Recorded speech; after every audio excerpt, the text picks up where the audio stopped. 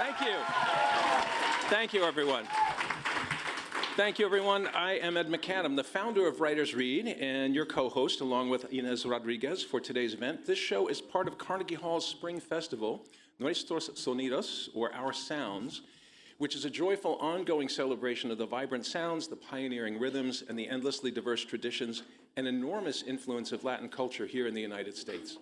Writers Read is once again a proud Carnegie Hall Festival partner, and we're an excellent company with many esteemed New York City arts organizations, including the Juilliard School, the Metropolitan Museum of Art, New York City Center, the New York Historical Society, and even classical music station WQXR. Our spoken word contribution to the season is Nuestras Voces, or Our Voices, because Writers Read gives voice to the stories that bind us.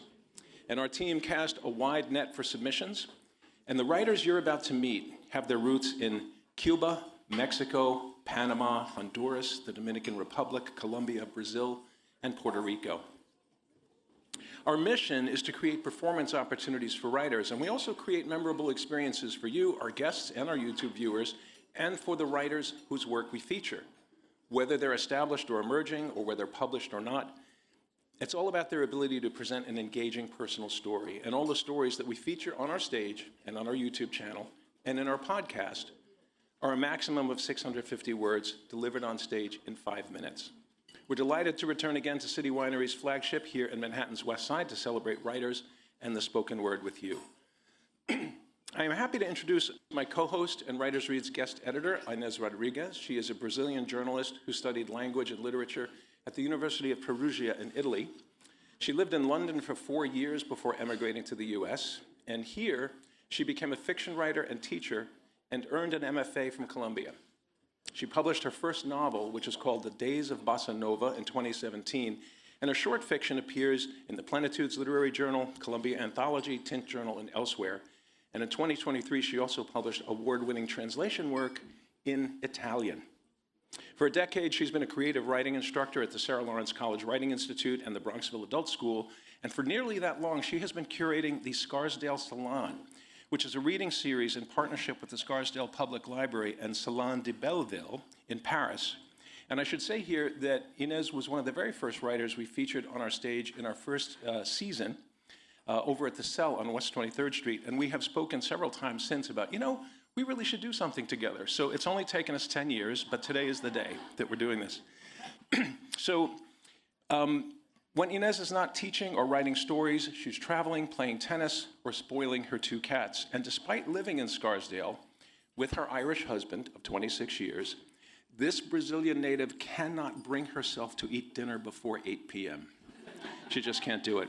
Ines opens our special Carnegie Hall Festival show, Nuestras Voces, with her personal true story, Latino or Not.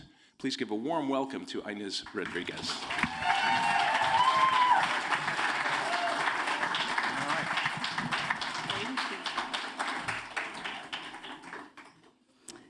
Since moving to New York more than 25 years ago, my Brazilian self has become proficient in filling the blanks for census, job searches, and school applications. But this form in the Human Resources Office of an arts college in New York left me speechless. While completing paperwork for a job, I froze staring at the computer screen. The first part of the questionnaire asked about my origin. I checked the square beside the Latino or South American option and pressed next. However, having answered the first question as I did, I had no choice but to mark the option Hispanic on the second part. Latino and South American equals Hispanic, but that's it. I was in shock to realize that this form, in a multicultural and progressive state, and at a very inclusive school, considered everyone down there as Hispanic. Even if Brazil, the country I come from, has more than 200 million speakers of Portuguese and a different cultural inheritance than most of our South American neighbors, mostly former Spanish colonies. For more than 300 years, Brazil was a colony of Portugal and some indigenous tribes, sprinkled around the country still speak their original languages. Despite idioms and different past colonial powers, Brazil is part of Latin America, the same as our neighbors Suriname, where the official language is Dutch, or the French Guiana, another Brazilian neighbor that's a French territory and speaks the language of Napoleon. And there's also the Guyana who speaks English. I never questioned myself as a Latina before I moved to the US, but here, to get a job or to be considered for school, I had to fit in a box. If this box was a shoe, it wouldn't be quite my size. I'd have to squeeze my toes and bear a few blisters on my ankles. Where does this tight-fitting shoe come from? Well, as a journalist, I did some research. It's not an American invention. The term Latin America was used by French intellectuals in the 1800s to justify French imperialism in Mexico under the rule of Napoleon III. They argued there was a unity among Latin people, and France was their inspiration and natural leader.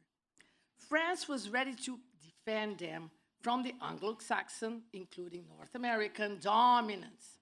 It was easy to generalize and conquer, so the term Latin America persisted.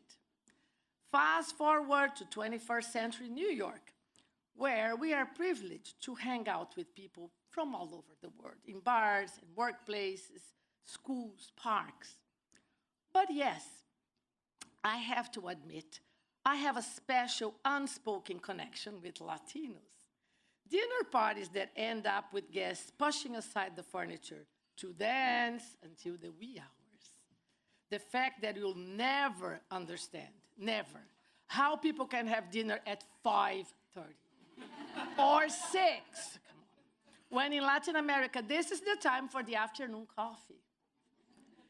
The ranking of the best places to buy black beans and decent rice, the complete absence of personal space, boundaries regarding private subjects.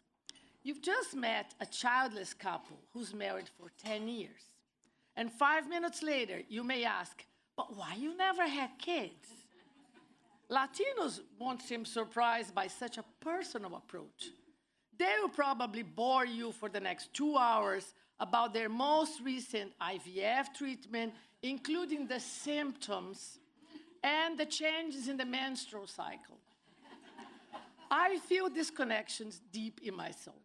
Still, when someone sees my name, Ines, a common name in Spanish as well, and starts speaking to me in this language, I say, sorry, I don't speak Spanish that well.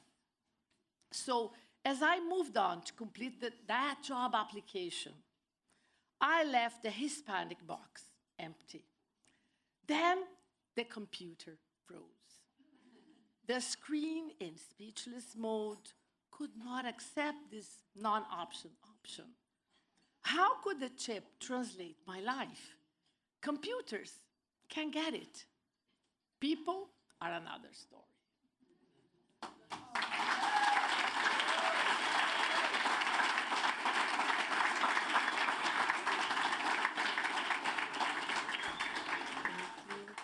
Our first reader is Arlen Gargagliano.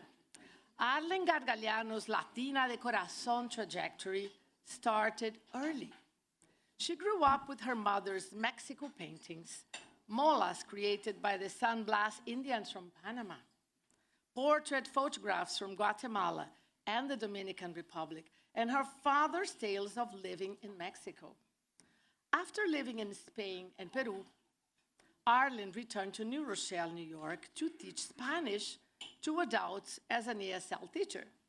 She became a Latin food-themed blogger and wrote cookbooks for Latin American chefs.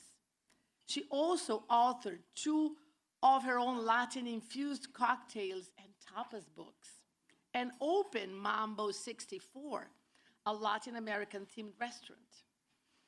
Arlen continues to share her passion for the Spanish language and Latin American culture with her family, friends, and students through her teaching, cooking, music, and travels. I'm pleased to welcome Arlen to our stage to read her story, La Cancion de mi Vida, or The Song of My Life. Please welcome Arlen Gargagliano.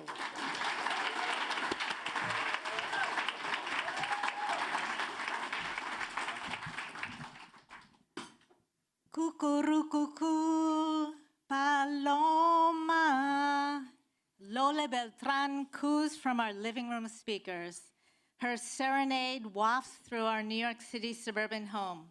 It's Sunday, and Dad is standing in front of the stereo, playing his favorite Mexican singer and following along with the words, 2 beats behind. As I enter the living room, I look to my right. Dad is rifling through the record collection that sits in front of him. He's moving slowly and purposefully, lifting and studying each of the album covers, his head slightly tilted, his mouth moving to the words. Even from my sideways view, I can see his eyes behind his thick glasses, where a couple of tears escape down his cheek. He sees me and my concern. Oh, sweetheart, don't worry. He brushes his cheek with the back of his hand and returns the records to the pile. Son todos muy dulces recuerdos. His words blanket me. He wants me to know that those are happy tears, prompted by sweet memories. I smile, I walk to him, and share a hug. I was 17, and thanks to my parents and my high school Spanish teacher, whose goal was to have me become bilingual, I was completely enamored with the Spanish language. I went on to live and study in Barcelona for a year, and after college, I went to Peru, where I taught English. Living and traveling throughout Latin America helped me achieve my goal of becoming fluent in Spanish. My father, who spoke a combination of Italian and Spanish, was the second son of 5 children, born and raised by Sicilian parents who immigrated to Brooklyn, New York, in the early 1900s. My father reminisced with deep nostalgia about the time he lived and studied in San Miguel de Allende, Mexico, in the late 1940s, when the famous muralist Siqueiros taught him painting at La Escuela de Bellas Artes. An artist as well, my Brooklyn-born mother of Eastern European heritage also spent time in Mexico before she met my father. Her stories and artwork express joy and love she felt for that country. Throughout my life, she shared that adoration with me. This is how the girls in Mexico wear their hair, she would say as she braided my hair with a ribbon. My mother wore silver rings and necklaces that came from Tasco. Her brightly embroidered Oaxacan dresses, some of which hang in my closet, are embedded in my childhood memories and featured in many of the photos of her.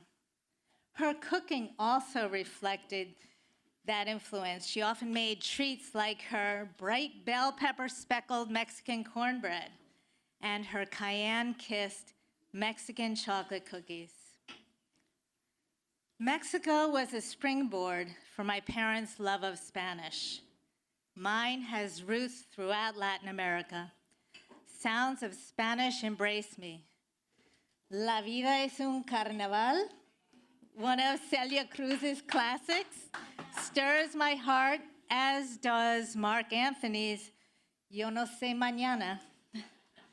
I often dive back into Laura Esquivel's Como agua para chocolate, as well as Isabel Allende's many works, and of course, Gabriel Garcia Marquez's stories.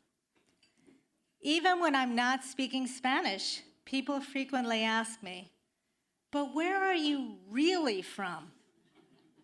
I tell them New York for a couple of generations, but your parents, they're Latinos, right?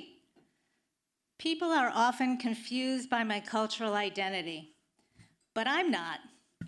Mis amigos remind me of my adopted culture. I share this love through dance, literature, music, and food born of Latin roots. My parents shared their passion for Latin American culture with me, and I continue to deepen it and share it with my kids. My friends honor me when they say, "Tú eres Latina de corazón." They're right. I'm a Latina at heart.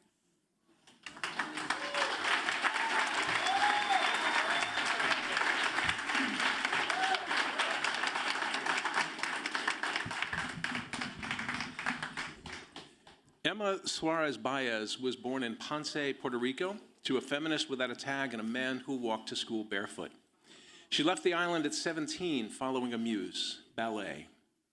Writing is the thread that allows her to stitch together the loss of territorial, cultural, linguistic, and relational continuity to the complexities of leaving her homeland. In 2023, she co-authored and performed in a Puerto Rican diasporic multimedia project, En Parabola, Conversations on Tragedy, with 4 other women. Emma holds a master's degree in bilingual education and worked in the Bronx Public Schools. She writes in whichever language ideas visit and participates in the Bronx Memoir Project and Emotional Historians Workshop. She paints to clear her mind, dances her prayers, and writes to uncover what's hidden. Emma now makes her second appearance on our stage to present her true personal story, All the Mother She Was. Please give a warm welcome back to writer Emma Suarez-Baez.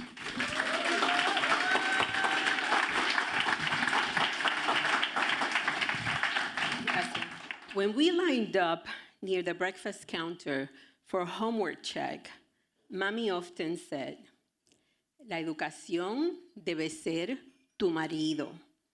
Education should be your husband. Dating, kissing, periods, boyfriends, marriage, children, grandkids were not words she bothered with. Mommy wasn't made of sugar, but of coffee, strong, black, tropical, full-flavored. Mommy moved to the city after marrying, but spent countless Sundays in her sister's kitchen in El Campo de Lajas, the countryside 40 minutes west of Ponce. She drove there and back in 90-degree heat without air conditioning, protecting her arm from the scorching sun with Papi's long-sleeve shirt. She was an excellent driver. The proof, she was able to reverse an entire block in a straight line at the speed limit, just like on TV. When our street became one way, she simply put the car in reverse and off we went. Like coffee, some controversy is associated with the benefits of drinking from the spirit of such a mother. A few hours after we arrived at her sister's, we siblings peel potatoes on the balcony, and minutes later, inhale batches of French fries before dinner. What looked like chit-chat between sisters turned into long conversations, punctuated by men and children inquiring when the meal would be ready. Mami and Tia Tingue fed us pieces of bread soaked in pink beans while we waited for the white rice to cook. In her sister's kitchen, Mami softened like white rice.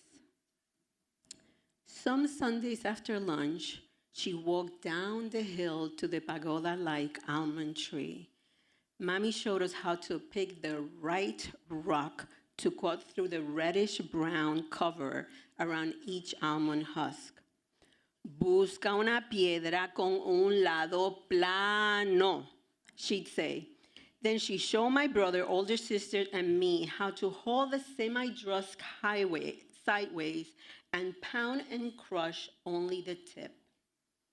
On other Sundays, she hiked up the hill in La Finca with our cousins Adira y Mino y Abuelo Cliso. He had softened the jaguars days before our visit by soaking them in water. Together we clear sharp rocks and branches, preparing the hill for jaguar sliding, the Caribbean version of snow sledding. We sat inside the jaguar of the Puerto Rican royal palm, slipping, sliding, zigzagging down the hill while Mommy laughed. The rise and fall of her laughter added cream and sugar to her Black City coffee. On other Sunday afternoons, Mommy strolled into Tiatingue's garden to help us catch butterflies for the 1970s Kill and Pin the Butterfly science projects. Carrying nets she improvised with wire hangers and broom poles, we ran through guayaba trees and tall grasses while she picked limes and papayas with her sister. The long blades of grass paper cut our legs. But feeling free, we rolled down the hills peppered with pringamosa. This Puerto Rican weed, much like hormigas bravas, looks innocent, pero pica, arde, and itches nonstop, firing up the tiny cuts of grass. Then the most tender and communal mothering experience began. Alcoholado superior 70. Mentholated alcohol made from malagueta, eucalyptus, pine needles, and bay oil. Tiatingue fetched a brand new bottle from her bedroom. The men, oblivious to our suffering, slammed domino pieces on the flowery Formica tabletop, while Mommy and Tia dabbed our legs with the aromatic and medicinal green gold liquid. Still, after so many years, Mommy y Tia's aromatherapy crosses the North Atlantic Ocean and is the balm of Gilead for the Suarez sisters' headaches, head colds, and heartaches. It awakens a Polaroid of mothering in the land we live in nowadays. Mommy needed those Sundays with her sister, the land of mi abuelo y abuela, and space between her thoughts to revive her overworked body and soul. Otherwise, she was only black coffee. On Sundays, though, Mommy was guayabas, rocks, and butterflies, almond trees, jaguars, and alcoholado superior 70. She was a savory cup of coffee, and she was my book of love.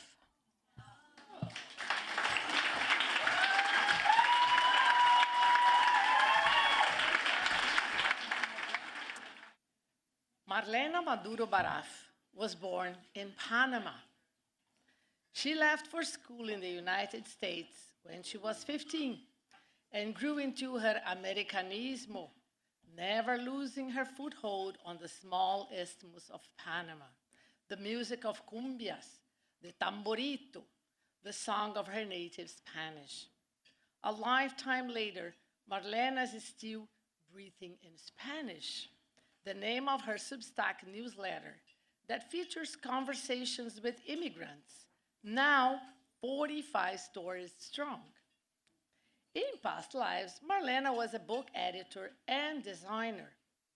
She's a grandmother of teenagers, author of the memoir At the Narrow Waist of the World, and now a poet who has dedicated the last 6 years to studying this vital art. Her essays and poems have appeared in many literary journals, and I'm delighted to welcome Marlena back to our stage to share her story, Breathing in Spanish. Say hello and a round of applause to Marlena Maduro Baraf.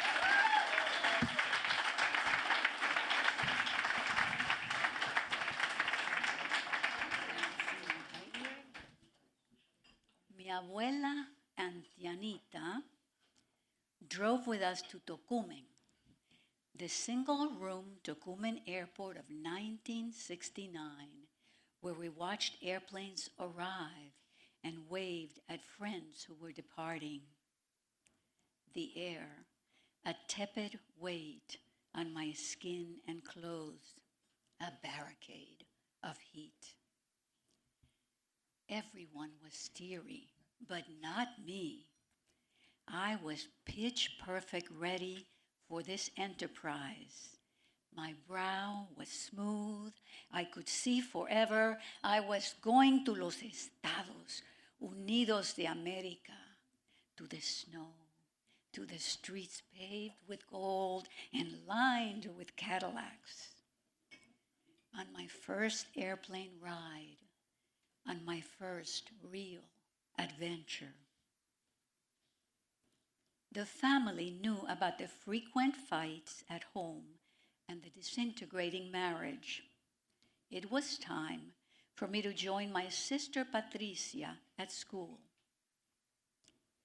Patricia was already there in what I discovered later was a stinky paper mill town in Pennsylvania, up a long and steep hill where the girls' boarding school also kept stables of horses.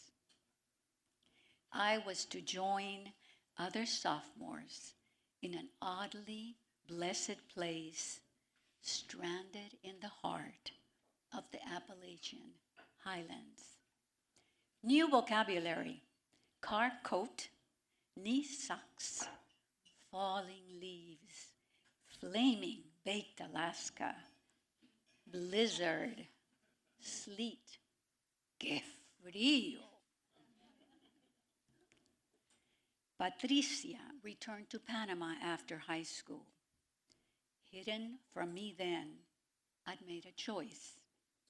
College in Los Angeles, marriage, editor, designer, New York. I swear allegiance to the United States of America. Vocabulary: Latinoamericana, civil rights, smog, President Kennedy's been shot. I discover here in this land of immigrants, I'm surrounded by Hispanos.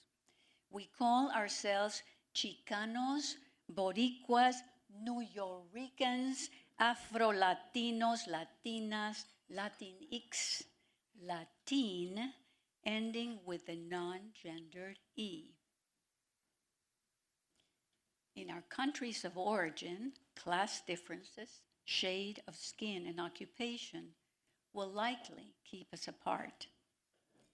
Here in the American mosaic, where we come for paying work and new horizons, the comfort of language triumphs. Parallel histories in our countries of origin vis-a-vis the mighty U.S. A shared commitment to family and respect for elders is assumed. Todo está chévere, he says when I call to ask about the cabinet that he's building for me. I know immediately what he means. We use the word chévere in Panama. It means everything's cool. This prompts me to ask where he's from.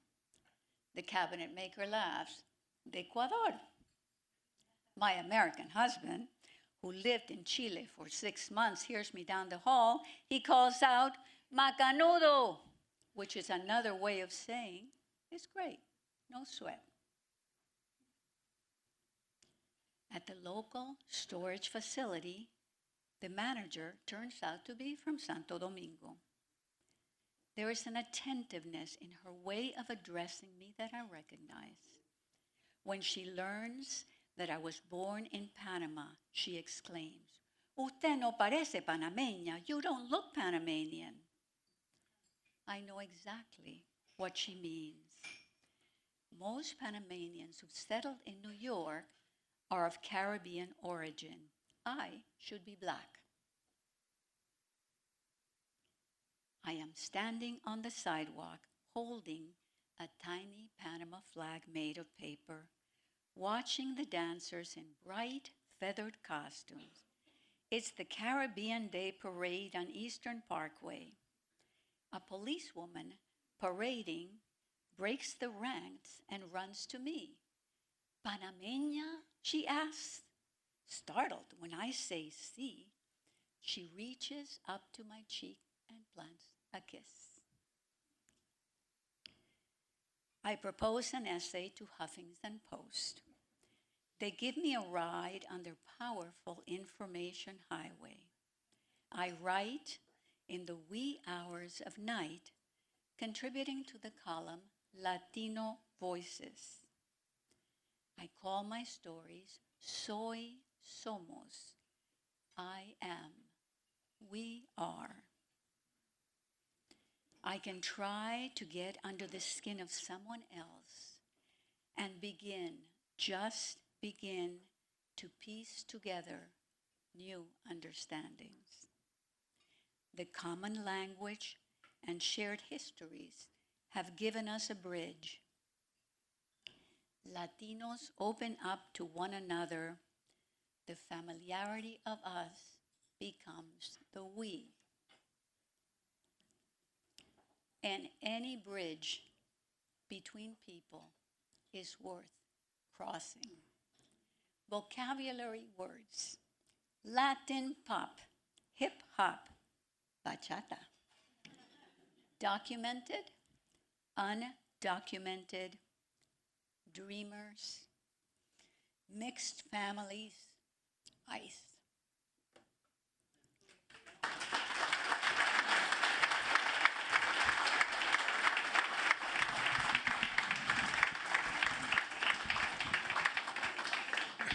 Mercy Tullis-Bukhari is a poet, essayist, and fiction writer who is Bronx-bred, Afro-Latina, Honduran, and Garifuna of Jamaican and Belizean descent.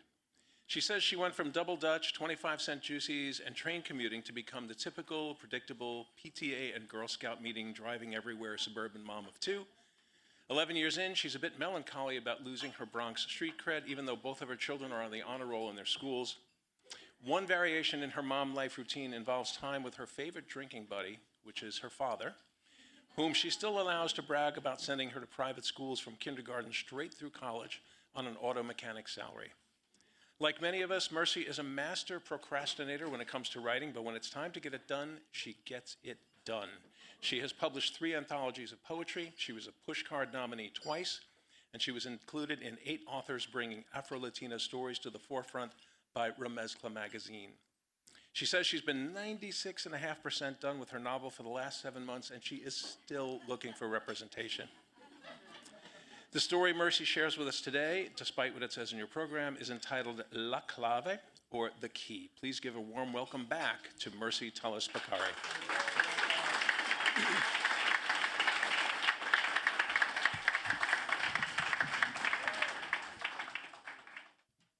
I wore a short black dress and black stilettos to my first salsa social. I arrived to the social as a single woman dressed and ready to dance, drink tequila shots, and be flirted with, surrounded by beautiful people. Still, I wore black to better enable me to hide until the tequila eased my anxiety about arriving to a party sola. Awkward and nervous, I I walked around holding my first plastic cup of alcohol, stirring the ice with my straw. I looked around, mentally begging any man to ask me to dance. I moved slowly from one side of the venue, then to the other. Pero nada. I approached the bar for another tequila and tried without success to initiate an eye contact conversation with a few people around me. Moving away from the bar, I swayed toward the DJ booth, internalized some of the music energy. La clava beat of the salsa music, injecting the dance floor, shimmied my shoulders, but my attempts to be seen had failed. Other women were being asked to dance. The light-skinned Puerto Rican women with straight hair attempting to look like J-Lo. A few were sweet salseras, but many could not even keep up with La Clave. Regardless of how treacherous these other women's movements were, men would walk in front of or around me to get to them. And I, La Negra, standing by the DJ, was moving her shoulders and her hips, conjuring my Africanness, staying on beat con La Clave. I am Afro-Latina American of Honduran descent. I am Black, first-generation U.S. citizen, born of Honduran immigrants who were undocumented at the time of my birth.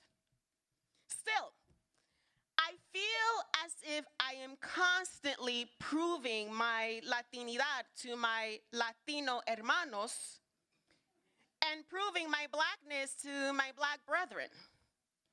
I am dark-skinned with 4A kinky hair, wide-nosed, full-lipped. I grew up eating tortillas con frijoles y crema. My Blackness and my Latinidad are indubitable. Salsa music is part of my ancestry. West African percussion beats like the 3-2 forward beat or the 2-3 forward beat, played with two hollow sticks or la clave, is the foundation that all music instruments in a salsa song must follow. And many salsa songs exist to remind dancers of the importance of the more melanated. Puerto Rican singer Ismael Rivera sang a love song to Black people and their beautiful faces in Las Caras Lindas de Mi Gente Negra. Colombian Joe Arroyo started La Rebelión with a reminder to his listeners that the slave rebellion story he was about to recount in his songs was not only Black history, but everyone's history. And Cuban Celia Cruz, the queen of salsa, reminded Black women that they had an indescribable essence to them that only exists among Black women with La Negra tiene tumbao. With the soul of the music being African and the artist reminding its listeners of its Africanness, I still was swaying side by side by the DJ booth. By myself. It was the end of the night, with just a few dancers left and some people passed out on tables, when an older gentleman approached me for a dance. The only one I had that night, as it turned out. The man said he had been watching me and complimented my moves. I thought, pero why didn't este viejito dance with me earlier? But instead, I smiled, politely accepted his compliment, and desperate for acceptance by the dance floor, really, and by Latinidad, I danced with him. Salsa dancing is as African as the music. A call and response art where the man wordlessly signals, moves with his eyes and his hands, and the woman responds accordingly with her body. The man was impressed by how I effortlessly followed his every salsa instruction. But of course, I had this. And I had it because it's as much a part of me as it was for everyone else in the room that night. I showed that gentleman and anyone else who was still there and awake watching that my Latinidad was dark-skinned with kinky hair, because I wanted them to understand my Africanness as a Latina woman, as well as their own African ancestry. And because this was my music, and these were my rhythms too. Thank you.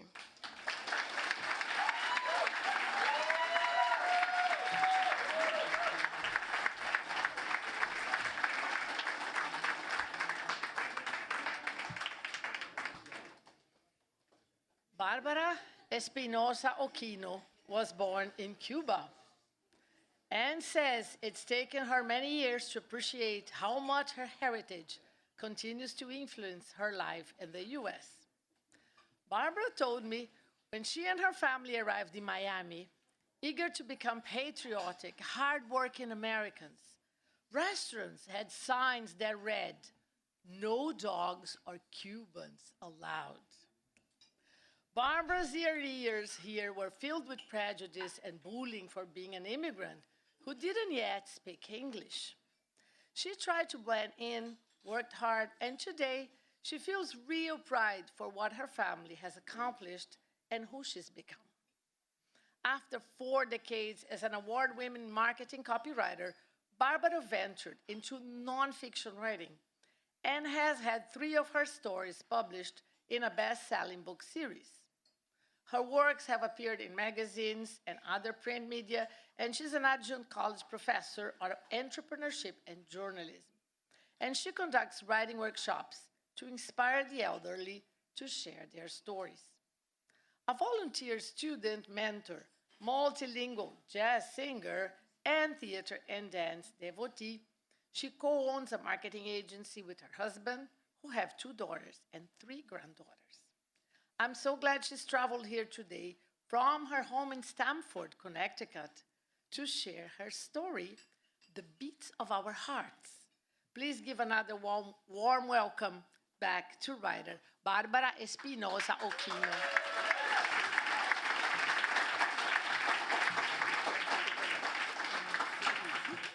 I stared at my bare feet, wiggling my toes to ensure they were perfectly centered on the frayed terry cloth towel. Despite countless washings, the towel was still white, since my grandmother used borax when doing her laundry in Venezuela. My grandparents, uncle, and mother stood on their towels in the living room, ready to buff the newly applied dull wax from our terrazzo floors. As a curious 5-year-old, I anxiously awaited to see the multicolored small stones and marble chips glittering once we were done. My mother carefully lowered the tone arm onto a vinyl record, and then it began.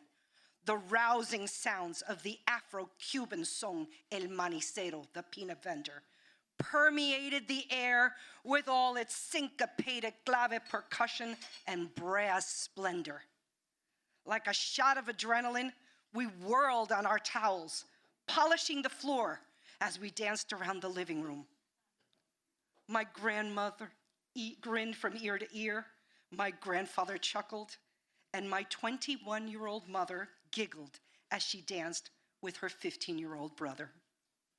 I jumped off the towel and ran to climb on my grandfather's feet. His arms and hands were strong as he held me and shuffled to the rhythms. A year later, I stepped off that gleaming floor and onto the weathered New Jersey pavement. It was a brutal transition, adapting to freezing weather, scraping a living, an alcoholic stepfather, and constant moving from state to state. In elementary school, I struggled with the foreign sounds of the English language. It was nothing like Spanish, where we have 5 basic vowel sounds, versus English, which has over 15. The TH consonant doesn't exist in Spanish, so we think about this instead of think about this. I couldn't understand why Americans say things backwards, like red door, which to us means door red. We have no sh sound, so therefore I took a shower. And those idioms plagued me into adulthood. I was in my 40s when my husband burst out laughing after I remarked a woman was a goody tissues.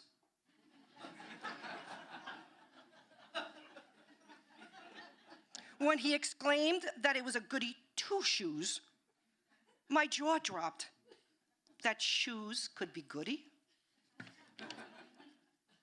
It was our Latin music and dancing that eased the transition and relieved the adversities. Those rhythms marked the perpetual thread that strengthened and connected our past to the unknown. Our festive gatherings were revived during my teenage years when we moved to Hialeah, Florida, where 70% of the population was Cuban.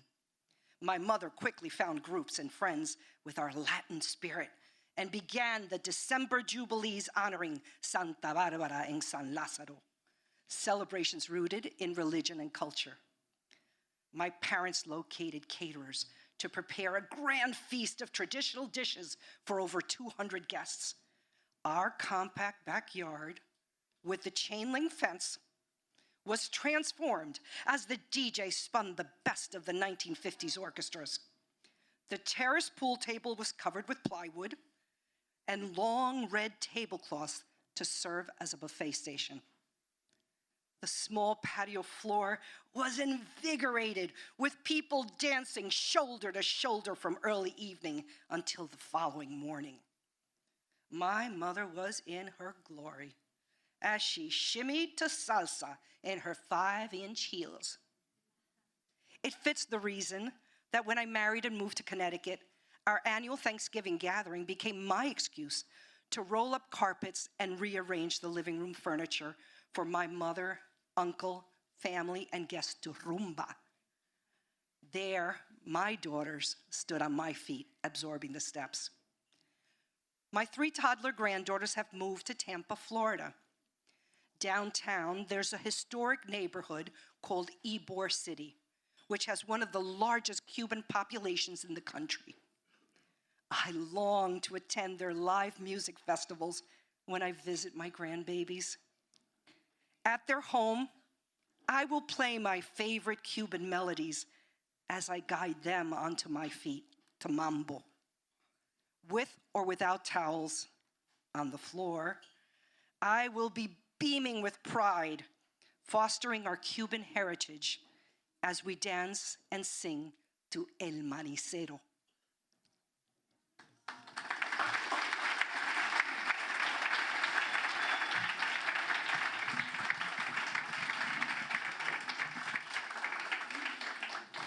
You know, gathering like this, and I want to say even especially at this time, to share stories and food and wine and community feels really good. And I am so grateful to all of you who turned out this day to support these fine writers, as well as the work our writers team does to create this platform, this vehicle, to showcase their craft. We are working to grow our organization and hire some part-time staff to make this good work available to an even wider audience. And a portion of the ticket that you purchased today does flow through to us from City Winery. But the funds that keep our wheels turning come directly from you, our friends and our donors. Your donations are an investment in what we do and an investment in our mission, and they help fund our ability to continue this work. So I ask that you please consider a tax-deductible gift today in any donation, any amount that feels right to you. Those gifts mean so much more than you can imagine. And scanning the code on the back of your program or the green banner in the gallery will take you to the donation page on our website. Another way you can help would be to take your program home with you today. Don't leave it behind, but take it home and give it to someone who you think would be interested in what we do, either a writer who might like to present their work on our stage, or someone who appreciates the craft of writing who might enjoy, joining us for one of our events.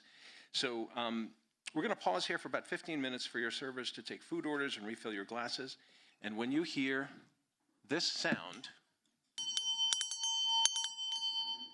which was the bell I grew up with and that my mother used to call us to dinner with, and she didn't want to have to ring it twice. You know what I'm saying? That will be your signal to return to your seats for our miniature Latin dance party, and then the second half with more great stories. I'm Ed McCann. This is Writers Read.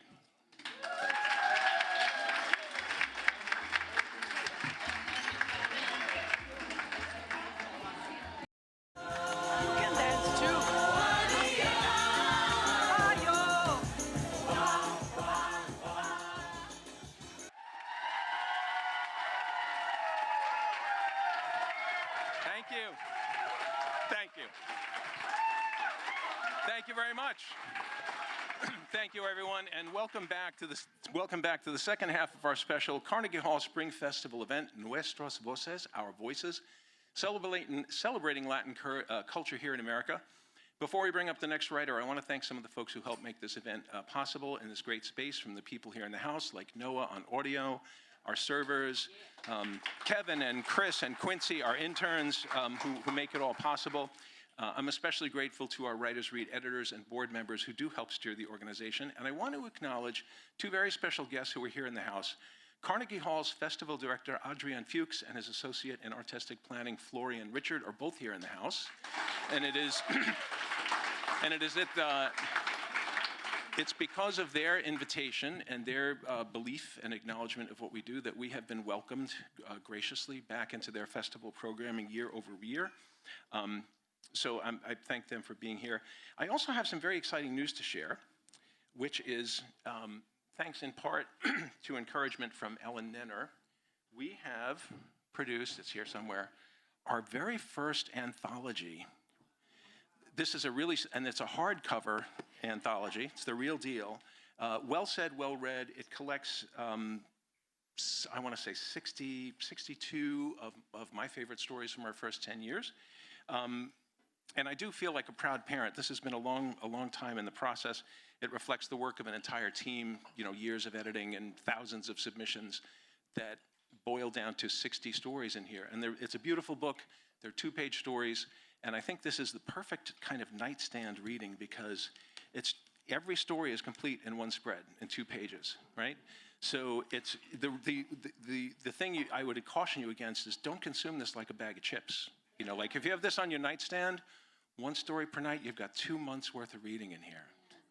And they're fabulous stories. And I'd also suggest a practice that I subscribe to is reading aloud to your partner, which is a nice thing. It's a bedtime story. It's, you don't want that blue light at bedtime anyway, from your device. So these are available on the web, on Amazon for $29.90. Let's call it $30. Let's just call it $30.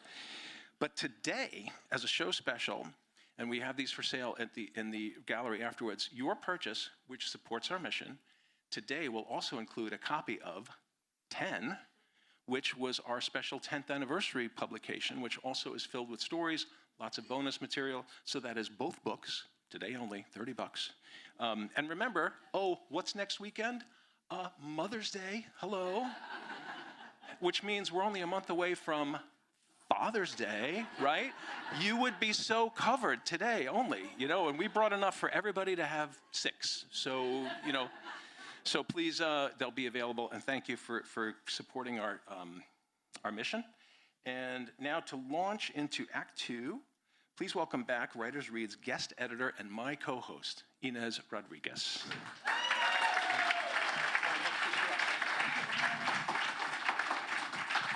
Close to the mic. Okay. Hello back. Everyone's back. So I have to say before, I'm deeply honored to be this event's guest editor and co-presenter. I've been a fan of Writers Read for over 10 years. I read here many, many years ago, and I've been coming to these performances often. So I'm so happy to see what you've achieved so far, what Ed has achieved with this organization. There's so much more to come, I have to say. Let's give a round of applause to Ed, our big host. Thank you. And so over these last few months, like reading all the submissions and talking to Ed on the phone and preparing for today's performance, it made me rethink my identity as a Latina here in the US. I never thought about this terminology before I moved here, right? As many of you here will agree, we never think of something as Latino identity or Latinx when we are back in Latin America. So, but once we are here in the big USA quadrant, we start confronting a new identity. So, and then about identity, there's a Brazilian philosopher of African descent, Jamila Ribeiro is her name. She has a famous book in Brazil that's now translated into English very recently. It's called Where We Stand. And in this book, she says that our discourse changes depending on where we stand, depends on our point of views in the world. This is one of my most constant thoughts as a writer and as an immigrant. What is my place here in the United States as a person from Latin America, more specifically from Brazil? How can I affirm my space and identity here as part of the big American tapestry? As my two children, one of them, Laura, is right here, were born Americans, and will carry these different identities in their DNA into their future here. So these are questions for all of us to reflect on as we listen to more stories about Latin Americans in the US. And I'm going to go to Carmen Garcia Hall, who was born in Cuba, raised in New York City, and has always loved reading. Early on, she felt called to write, and she says the joy of being Cuban American filled her with many stories about the struggles, challenges, and rewards of being an immigrant in Manhattan. Married to a surgeon while raising their 3 children left her with little time to write, but she occasionally shared with friends stories she held deeply within.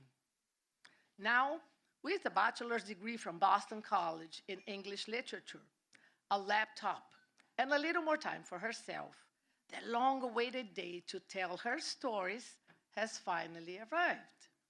Today, Carmen enjoys seeing thoughts become words that form sentences and become paragraphs as she shares her stories through her love of writing. Carmen opens our Act 2 of show with her story, La Vida es un Carnaval. Life is a carnival. And I'm so pleased to welcome her to our stage for the first time. So a round of applause to Carmen Garcia Hall.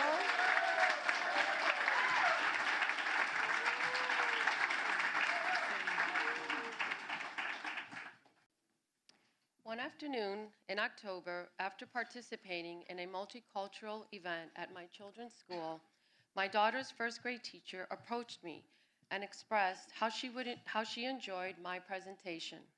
She wanted to bring music and dance into her classroom and combine it with poetry. Would you be interested in teaching my students salsa? Salsa? As a poetry lesson? How is that possible? I asked.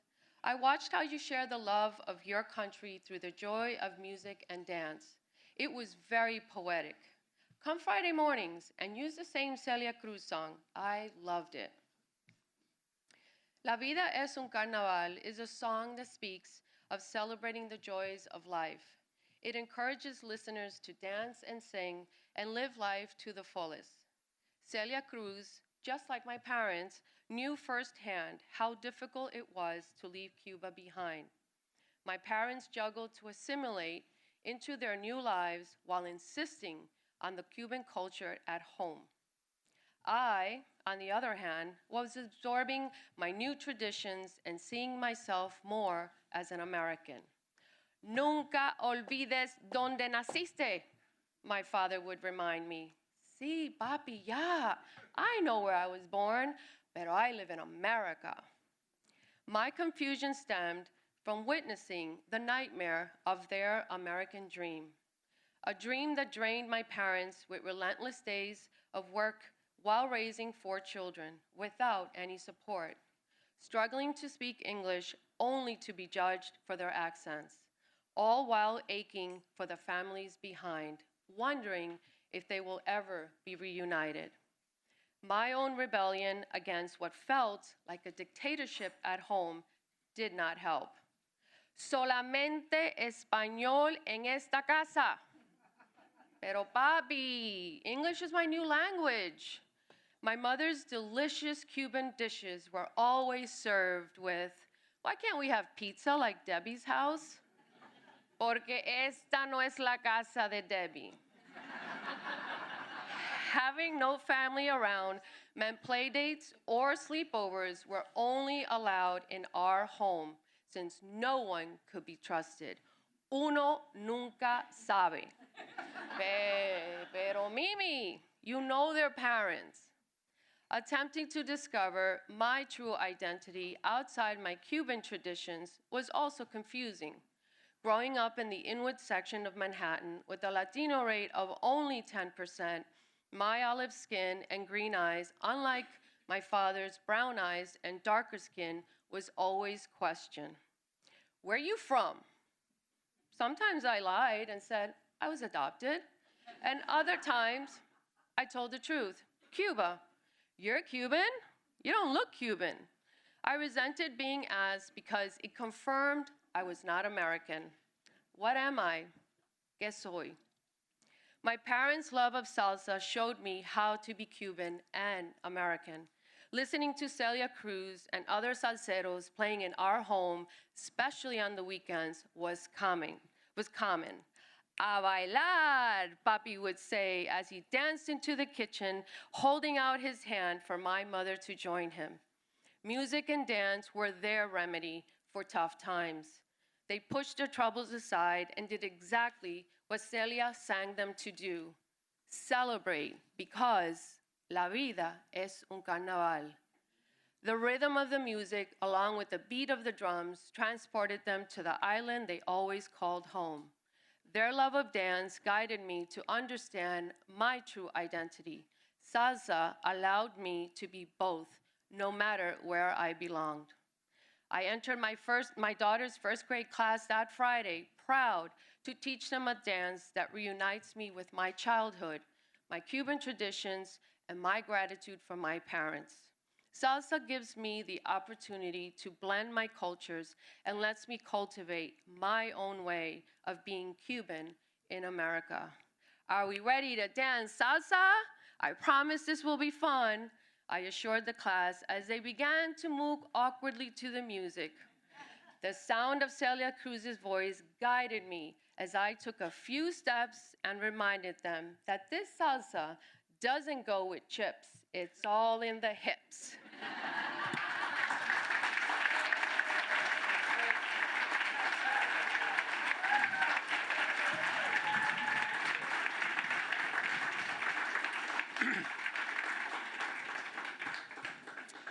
Henry Suarez is a storyteller and writer born and raised in Corona, Queens. And you may have noticed that for the second time in a row, he is the only male writer in our cast. But he wanted you to know that in solidarity with the rest of the cast, he painted his toenails this morning. So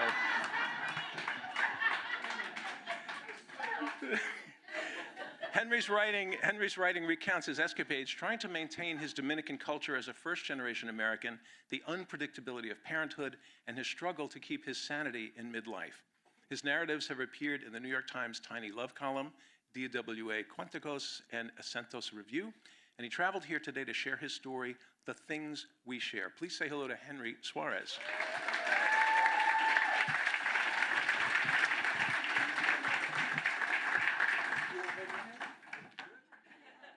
All right.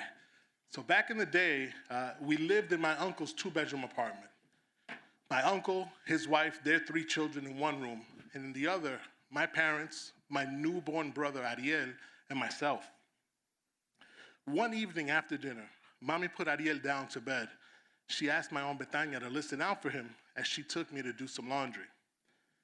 In the basement laundromat, we encountered our neighbor, a Jamaican lady named Katrina, whom Mommy would always chat with. Now, Mommy had arrived from the Dominican Republic about 4 years prior, but having always been around Spanish speakers, she hadn't picked up much English. Now, between Karina's strung together sentences in Spanish and Mommy's limited assortment of English phrases, somehow they made conversation. Imagínate. Algo tenía que ser sentido, because we would just be laughing our heads off, she recalls. Now, while they kept each other entertained, I played tag with her daughter, Tiffany, and we were circling around the drain in the middle of the room where water had accumulated. I stepped right into it and slipped headfirst. My chin hit the floor and immediately burst open. Mommy rushed over as I let out a scream, and the blood was rushing down my neck. Tina, go, take him upstairs. I'll take the clothes from the dryer and I'll bring them up. But where do I go? How do I fix this? Take him to the hospital. Placing a t-shirt over my chin, Mommy rushed me upstairs. That's a good question, though. How would she take me to the hospital? Papi worked daytime at a hotel by JFK and evenings at a coffee shop in Jackson Heights. My uncle also worked 2 jobs and presently found himself at a bodega in Jamaica, Queens. Well, I'll see if Juan is available, offered up Betania. Juan, an older Peruvian gentleman that lived down the hall from us, usually drove a cab at night, but today found himself at home. Returning, Betania said that he would be over in 5 minutes. He was sleeping and his wife had to wake him. Imagine having to wake up to have to rush a kid to the hospital. So Juan drove us over to the emergency room at St. John's Hospital in Queens. His English, while limited as well, was certainly better than Mommy's. So he made us, he helped us through the process. The waiting room was crowded and we were in for a long night. We sat for what felt like forever until Papi showed up. Y tú de vuelta tan temprano. Betania called and I had to tell the boss, my dad responded. Both of my parents recall a sense of relief coming over them. Mommy at the sight of my father, and Papi, imagining the worst, was glad to see things under control. Juan, gracias de corazón, he said. You can go home, I've got it from here. After almost 4 hours, we were called in. They ended up putting 4 stitches in my chin. And on our way out of the hospital, I begged my parents if we could stop at the White Castle across the street. Ay, Dios mío. Only you would think about food at a time like this. I'm just so hungry, Mommy, please. Bueno, el día que pierda el apetito, that's when we'll have to worry. Not all of the neighbors were quite as friendly as Katrina and as Juan. Some of them were quite hostile, especially the few holdovers from when Corona had a different demographic. They didn't care much for the holiday celebrations, the smell of our food, the music that we played, occasionally into late in the evenings, or the copious amounts of Spanish that were being spoken throughout the building and the neighborhood. The common thread for most of the residents was that they had recently immigrated, abandoning their homes and finding themselves alone in this country. It forced them to come out of their shells a little bit. We leaned on each other to get through the hard times, and the close-knit community we formed created bonds that superseded nationality.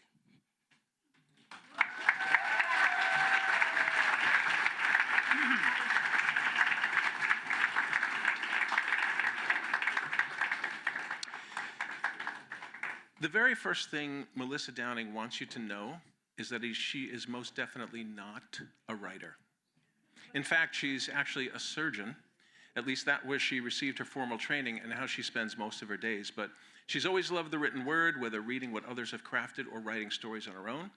She recently attended a Writers' Read event here at City Winery in support of a friend of hers who was in the cast, and she was so inspired by what she heard that she decided to write a story for Nuestras Voces, and I just love knowing this, the sort of organic way that people find their way to the organization and to the stage.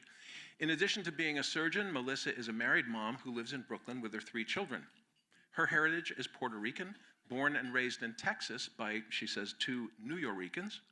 And she's very excited to share a story about her heritage and upbringing with a piece entitled Rallador, which some of you may know is the Spanish word for that box grater some of you have likely used to skin your knuckles. This was the first time Melissa has officially submitted her work to be considered by others, and for her bravery and tenacity and for stepping up here to tell her story, let's give a big round of appreciation and welcome to Melissa Downing.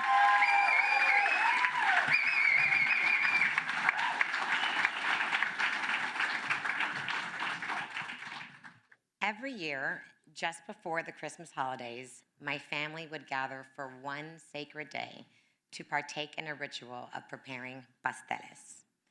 The preparation of this beloved dish demanded a significant amount of time and effort, which evolved over time from an expected responsibility when I was younger to a sacrifice during my teenage years, and ultimately to a moment I cherished and looked forward to as an adult.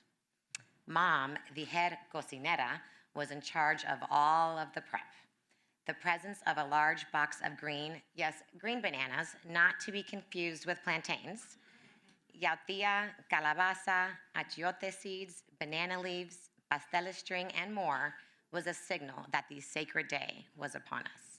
She would rise early in the morning and start by cooking the pork, which would serve as the filling for the pasteles, preparing the achiote oil, which would add a red color and a subtle flavor, peeling the bananas, blanching the plantain leaves, and setting the table for the soon-to-be assembly line. When Dad, my sisters, and I arose, we would join her, cutting the banana leaves, parchment paper, and pasteles string. All tasks which may seem trivial, but as we quickly learned from Dad, required the precision of a surgeon. The first step in the process was to create the masa. This was the most significant and dreaded part of the day because it involved grating what seemed like a never-ending heap of green bananas, yautía, and calabaza, which Mom had peeled, cut, and prepped. This dreaded task was left to my sisters and I. We took turns using the Rallador, a metal grater, which was so much more to me than a stainless steel kitchen tool. I envisioned it was created by our Taino ancestors as an ancient weapon. The metal teeth were the sharpest of all things sharp, and the scraping sound emitted while it tore through the latest carcass was reminiscent of medieval times. I could see the Tainos in full armor wielding the Ralladors, a dangerous beast in Spanish settlers to defend their land. But turns out it can be bought on Amazon. Armed with this weapon, my sisters and I would get to work grating each piece down, one by one, dreading the end when the tips of our fingers and even knuckles would become victims to the Rallador too, resulting in scrapes, cuts, and the occasional escaped cry. Mom and Dad, however, never seemed concerned. In fact, Mom was relentless in her instruction, reminding us that we did not waste food in this house, and each piece was to be grated all the way down. Under no circumstances were any scraps to be left behind.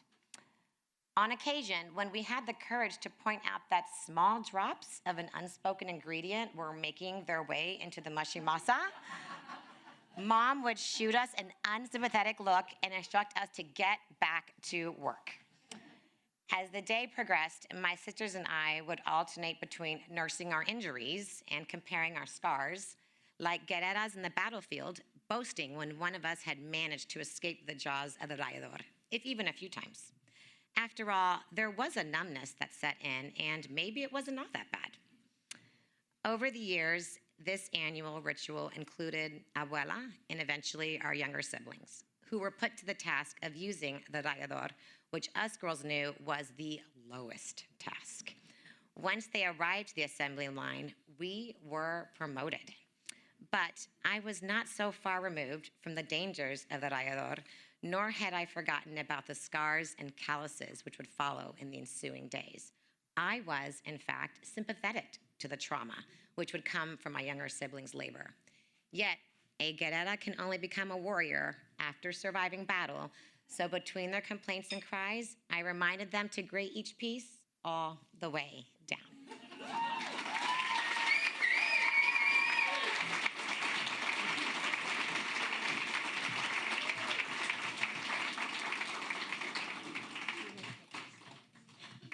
Okay. Writer Viviana Epelbaum was born and raised in Mexico City. As a young artist, she worked as a writer of telenovelas, the wildly popular version of the daytime soap opera. She met her husband Mario there and moved to New York during her college years. Viviana has continued her creative pursuits as a writer, sculptor, jewelry artist, and a stand-up comedian. And her work combines the cultural influences of her bicultural background and the interplay of divergent perspectives. Viviana and her husband have two daughters in their 20s, whom she describes as wonderful young women.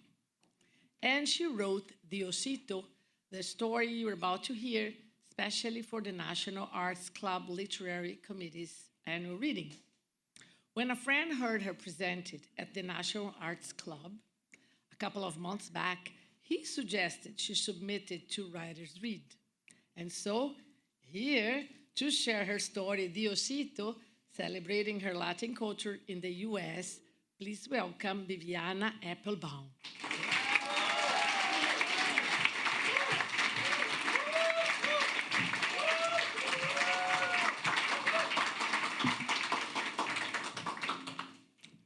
If you are a mother, have a mother, love a mother, or act like a mother, that 24/7 human species whom the name of love does the most wonderful and outrageous of things, I dedicate this piece to you. Okay?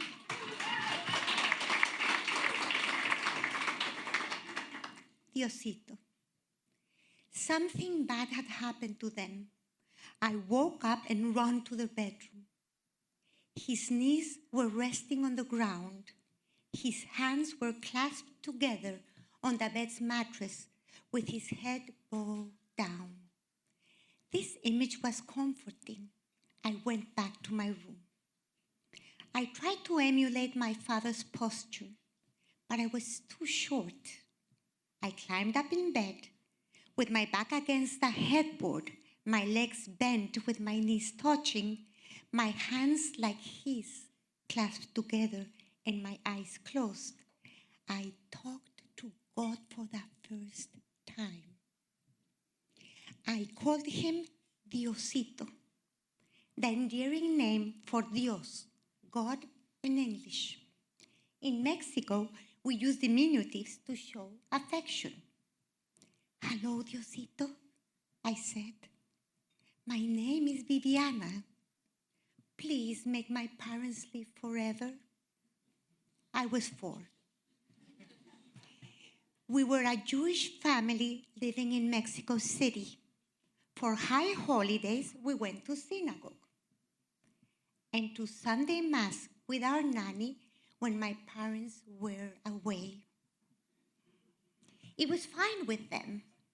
They were open-minded and in love with Mexico's cultural vibrancy and traditions. They also believed that prayer, in any form, is good for the heart and the soul. My understanding of Diosito transitioned from thinking of him as a magic wand to considering him my ally. But the nature of my prayer continues to change as life happens. Like after my brother's bar mitzvah, my prayer has opened with a kind of blessing I so proudly recited in Hebrew. As a teenager, I asked Diosito to help me get the attention of a boy. in college to quit smoking. And as a young professionist, to touch people with my work. But once I became a mother, my prayer shifted entirely to the love of my children. When they were small, I prayed for every imaginable little thing and also prayed on their behalf. As they grew bigger, I prayed for bigger things, those I couldn't micromanage, and continued praying on their behalf. And when they grew even bigger and started growing away from me, I prayed they would have perfect, fulfilling, beautiful lives. Along the way, my father passed. Diosito, I said, I admit my requests have been too comprehensive. Perhaps I was asking for too much, but at the very, very least, make them really, really strong so they can always get up and keep going. Jewish tradition teaches that even when we cannot speak, God can hear what is on our hearts. But at the times of deepest concern, when my prayers for my children have reached the level of major importance, I have gone to Diosito. Like the annual pilgrimages I witnessed that draw millions of devotees from across the country to pay homage to the Virgen de Guadalupe, the Mother of Mexico, I too will make my journey to the synagogue. Of course, I have to admit, it's only 7 blocks away from me. And in times of special joy and delight, like when my daughters were preparing for their bat mitzvahs, their prayers sang in their sweet voices in Hebrew. I played Ave Maria in the background. And then one day, not that long ago, I realized my prayers were too personal.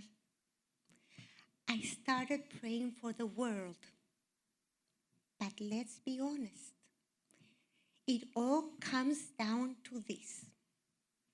I'm a mother first, so that my kids live in a better place. And if Diosito is really listening to all my requests, even the greedy ones, a better place for those grandchildren too. And the prayer circle will start all over again. Thank you.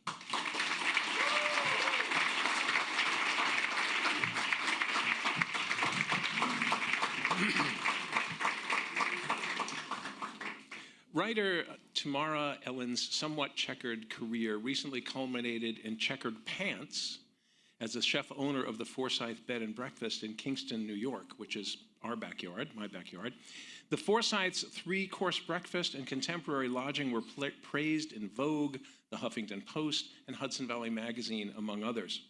With the sale of the B&B in early 2024, she has had the time to explore less fattening and more soulful pursuits, including traveling, volunteering, learning French, and writing.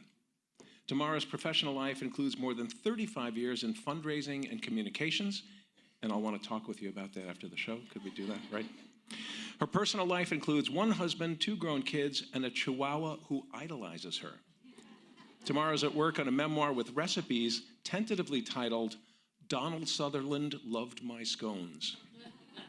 Here to present her story, Nochebuena Kisses, please welcome Tamara Ehlin.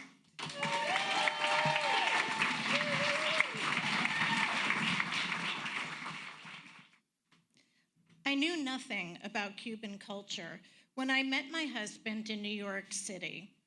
I'm a Jersey Jewess, and he seemed a very American Charles Malaya and not Carlos Maea Lopez de Quintana.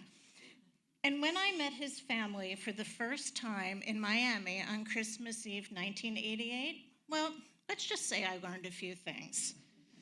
For instance, if you're Cuban, you celebrate the birth of Jesus by roasting a whole pig over a hole in the backyard.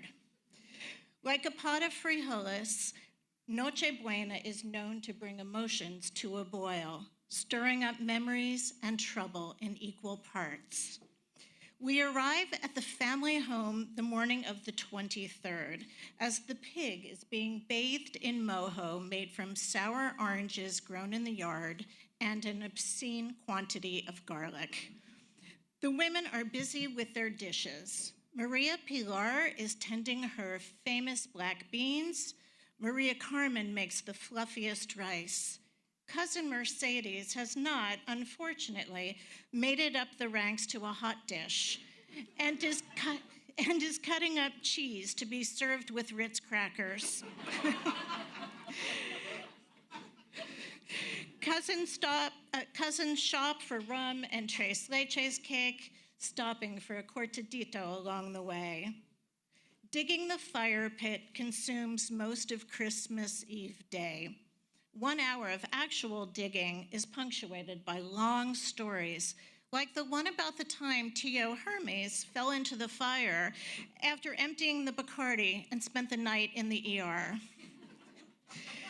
Then the cousins assemble La Caja China, the steel trap in which the butterflied piglet will be crucified. If you don't have a caja, the springs from 2 old cots will do the trick. So the story goes. A couple of the guys take turns flipping the caja to evenly roast the lechon while lovingly basting it with yet more mojo. It's now 6:30 and we've been there for hours, drinking too much because there's absolutely no food. After receiving us with kisses, almost everyone has wandered away to destinations unannounced. Is this traditional? I asked Charles. Should we leave too and get some food? Oh no, you don't want to ruin your appetite for the pig. 2 rum and cokes later, Anna, the hostess, returns with a Christmas miracle, the cheddar and Ritz. At 9, the house suddenly fills with family, laughing and shouting about how hungry they are. I'm relieved as I watch the women whirl with their platters and the men free the lechon, now a crackling mahogany. Everyone gathers around as Manny cuts chunks of chicharron. As a guest of honor, I get the first bite. Here's a warning. You might moan as you take a taste, but the laughter and cheers that follow will be good-natured. Charles proudly kisses me and raises my hand like a prize fighter. The crowd dissolves into silence as plates are filled and refilled. In the aftermath, an argument breaks out. The shouting is in Spanish, but it seems to me that David, Manny's second cousin, has tried to kiss Manny's daughter, Christina, in more than a cousinly way. David and Manny's voices rise, and then they are standing, faces just inches apart.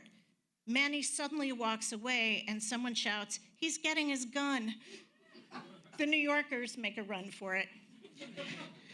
The next morning, we call Meg, Manny's wife, to learn that all is well, nobody had a gun, and there's plenty of lechon and cake if we want to come over. Hungover and headed to the airport, we have to pass. Years later, we return for another Miami Christmas Eve. While digging the fire pit, Victor tells everyone about the time David tried to kiss Christina and Manny brandished a gun at my very first Nochebuena. Memories have become stories, and stories memories, and even I am embroidered into the fabric of family lore.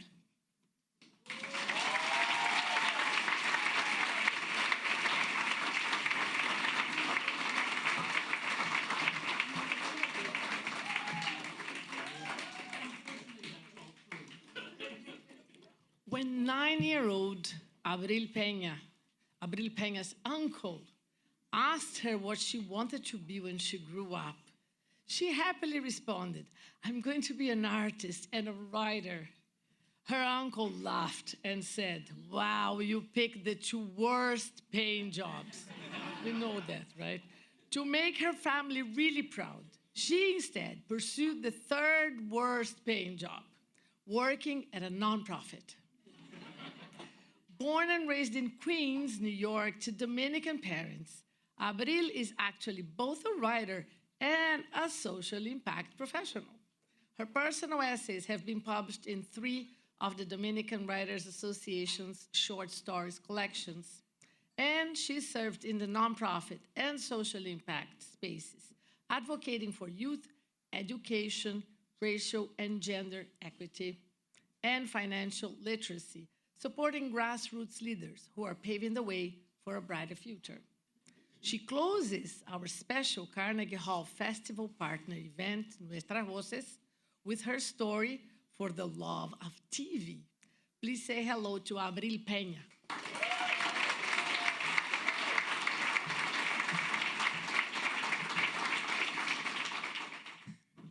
During the summers that we spent in the Dominican Republic, my little brothers and I would plop ourselves in front of our grandparents' big gray box TV after a long day of sitting in the sun, playing with the water hose, or throwing rocks at each other.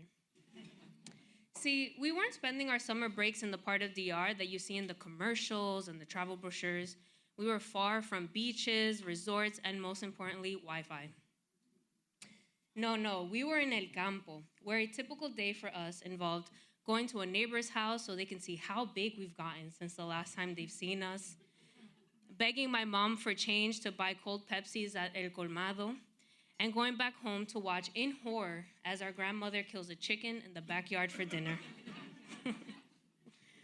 We visited my mom's hometown in Villa Tapia every summer growing up. During this time, Miguel, Cookie, and I didn't speak Spanish very well, and the kids in the neighborhood, who we affectionately called our cousins, didn't speak much English. However, our language barrier didn't stop us from having fun together, playing catch and hide and seek, or that one summer that Miguel brought and broke his Nintendo DS.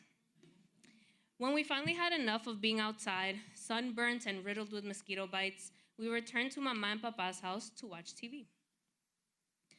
Though we didn't get our usual Cartoon Network or Disney Channel programming at our grandparents' house, we settled for whatever the satellite signal gods would grant us, which usually was reruns dubbed in Spanish. One hot summer night, our cousins, my brothers, and I all sat quietly in my grandparents' living room in rocking chairs or pillows on the floor, watching Bob Ross. That evening, while the adults were having their after-dinner coffee on the patio, we were so quiet and so focused on the screen. All you could hear was the delicate brushstrokes, the hum of the ceiling fan, and the crickets chirping outside in the dark of the night. Back home in my apartment in the Lower East Side and in the various apartments throughout Corona, Queens, the television was the magnet that drew our busy family together. When Mommy would turn on Good Morning America, the soundtrack to our mornings, I knew in my half-slumber state that the day had started. On Saturday evenings, when millions of Americans might have been watching Saturday Night Live, we would be tuned into Sábado Gigante. Oh.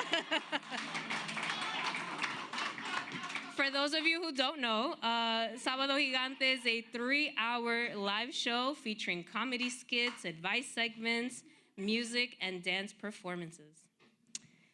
Television in my family was the great unifier of cultures, generations, and languages.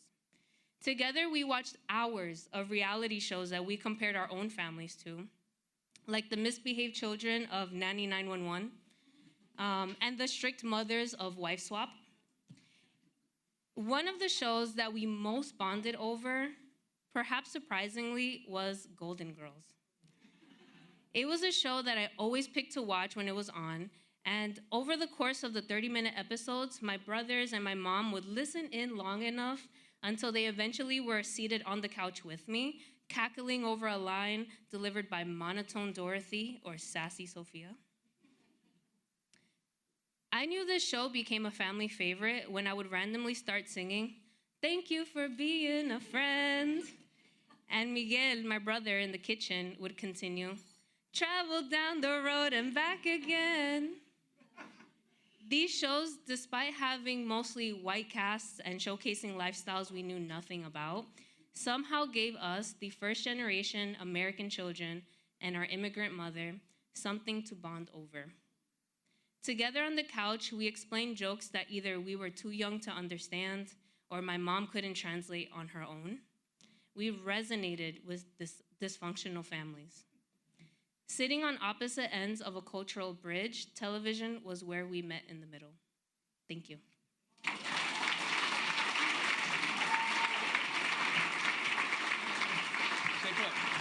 Can I have all the writers come on up? Can I have all the writers come on up? Let's have all the writers come back up here, please.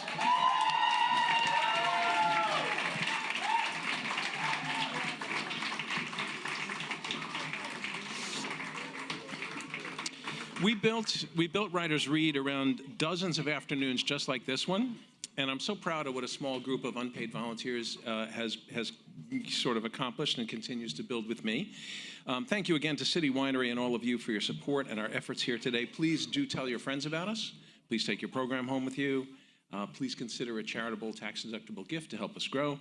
And please do, share that program with one person you think might like to join us either on our stage or in the house here. But we can't do what we do without you, which is why this round of applause from us is for all of you. Right here.